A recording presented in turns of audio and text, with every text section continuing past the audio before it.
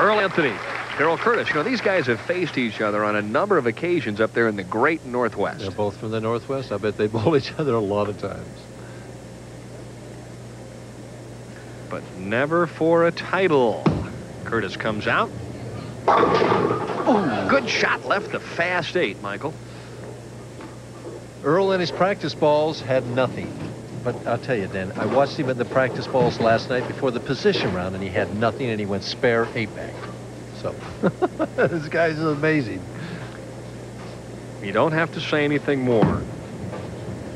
He is reasonably inventive. It's amazing, too, because he's really not a positive thinker. He's a positive doer. Big difference.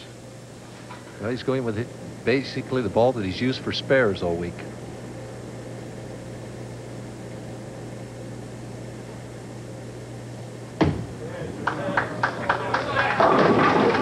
And now he's turning them into strikes as he shakes his head. The lanes are hooking quite a bit for Earl. Where he's playing right around the second arrow, they're hooking. Darrel Curtis is out further. Why Earl doesn't want to try out there with another ball, I don't know. I guess he says this will work here. Comes in light, just barely gets the 5, but it goes into the 10, knocks it out. 4 seniors titles, 41 national championships. 42 seconds.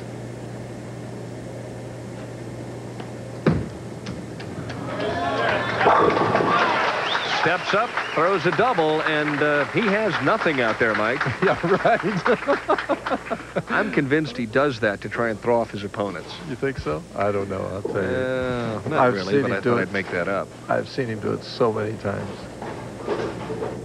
The moment you tell him he can't do something, then you're in big trouble, because you know he's going to do it.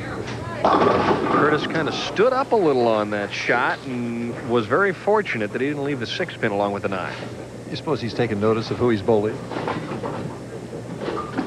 I'm going to say you're probably right. But he's a game competitor, this Darrel Curtis. I don't see him backing up. I mean, I think he'll come out and fire some shots in there and see if he can put some heat on Earl Anthony. Well, he's had, what, 8 strikes in each of his first 2 games? I don't see him getting 8 strikes against Earl, but we'll see. Well, he's 0 for 2.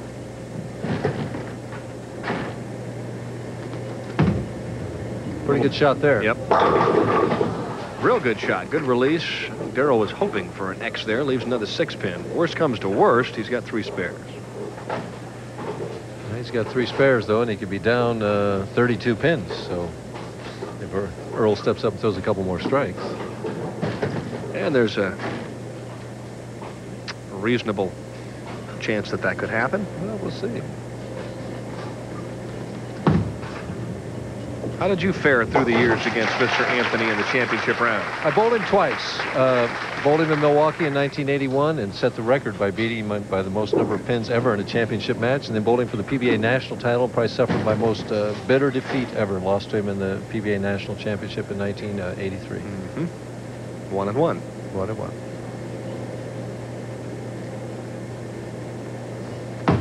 Trying to make it 3 in a row. And Earl has nothing out there.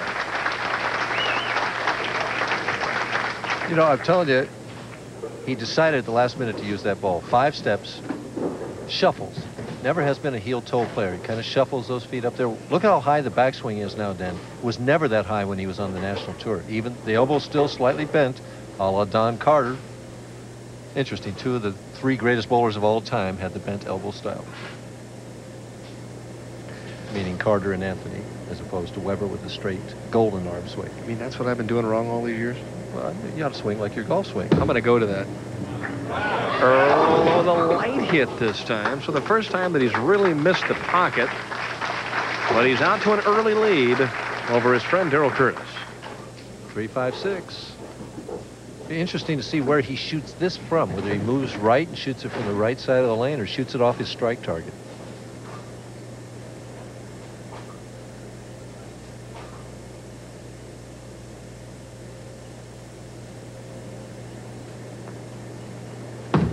Basically off the strike target. Ooh. Hit all 3 pins with the ball. Blood pressure up a few counts, but a spare for Anthony in the fourth, and he leads by 19. Well, Darrell says at least he's human. He stopped striking. Oh, yeah, when the string ends, then you feel like you've gotten a major break. Up to Darrell to get something started now, and he does. Most important shot of the week coming up for Darrell right now, in my opinion, Ben. He's 19 pins behind. If he strikes now, he gets that lead under 10, and he shows Earl that he's in this match and can compete with him. And he wants a re-rack. I wonder if this is because they're off spot or because he wants to take another moment or two to gather himself, because this could be the big shot. I don't think so. I think they're off spot. Darrell's just a get him and fire him type guy. Goose Gossage, when he used to pitch for the Yankees, you know, he gets it and he goes.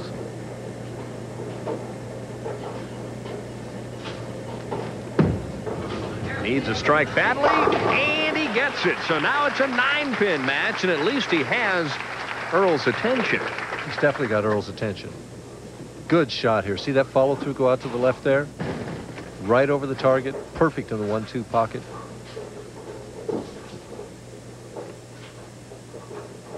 See how Doomsday reacts to that.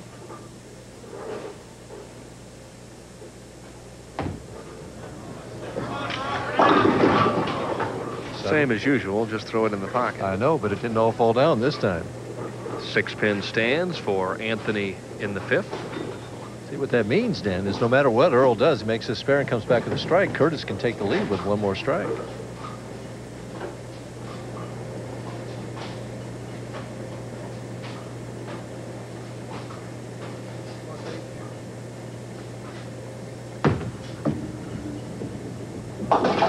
Of course, between these two players, you probably have two of the players that take the least amount of time of any two players in the history of bowling. But that says a lot for being decisive and knowing what you want to do. I mean, you have to get into a rhythm. You have to let your body do what it knows what to do. You stand up there and think about 14 or 15 different things, you're never going to get the job done. Well, there's an argument to that. I mean, Nicholas on the golf tour has thought about things for years. Sure, and been very the greatest player of all deliberate. time. So. Yeah, you're right.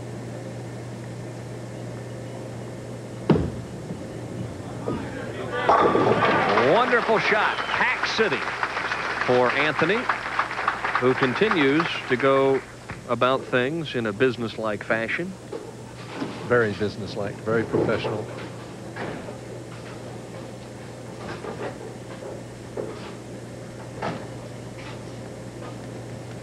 For the lead. Tie. Good break, only the 10 pin. That was better than a good break. That was a wonderful break. Yeah, right. And Earl's saying that was a bad break. Again, right of target, thumb down, as you said, a little early, and could have had anything up there. To get 9 and a spare out of that, you got to walk on to the next frame and say wonderful. Stretches out, covers the 10 nicely. Spare up for Darrel Curtis in the 6th. That's all right, just relax.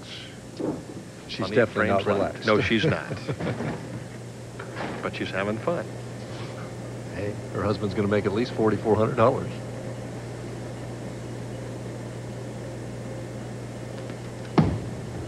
Has to hurry. Ooh, did it ever?